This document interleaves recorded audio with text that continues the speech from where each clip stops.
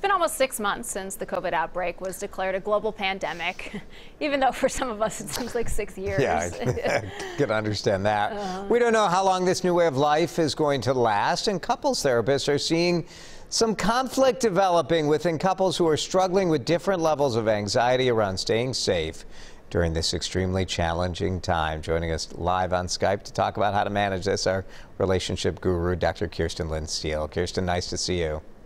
Great to be with you. All right, this is something that we all see playing out on Twitter and Instagram and Facebook, and you see kind of the different places people are at and the anger some people have that everyone isn't in the same spot. It's got to be really tough if that's happening in your own home. Exactly. It's one of the things I'm seeing a lot are people, with really differing levels of anxiety around how to go about, sort of staying safe in this new normal. And that can create a lot of conflict. So it seems that oftentimes you'll have somebody who is more anxious, not naming names here, and someone who is less anxious in a relationship. Yes. I'm just wondering, how do you manage both sides of that? And if you're that person that is more anxious, what do you do? And if you're the person that's less, what do you do?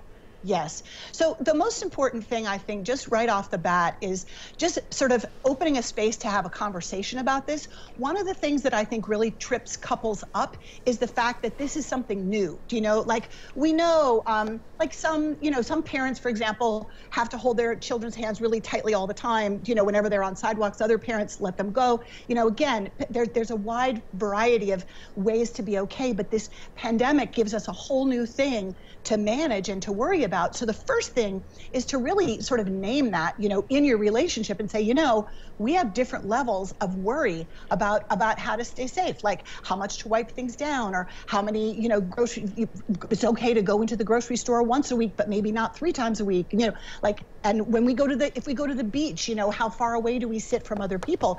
And that can be, the actual naming of it, I think, is the first and most important thing to do. And because once you've actually said it, then it's like it gives us a framework for how to think about it and then for how to go about dealing with it. So going on, if you are the one that's more anxious, so for both people, I say, take a deep breath. If you're the one who's more anxious, take a deep breath. Remember, you're helping your spouse or loved one understand what it's like to be in your shoes, not defending yourself from prosecution, although it may feel like that. And if you're the one that's less anxious, also take a deep breath and listen to what your spouse is telling you. Because sometimes you actually, once you hear what their concerns are, you may actually agree with them. You just may not have been paying as much attention. Are there certain kind of trigger phrases that people say when they're engaging in these sorts of arguments that they should try to avoid? Yeah, the things, name calling, like you're such a worrywart, or why is it always such a big deal?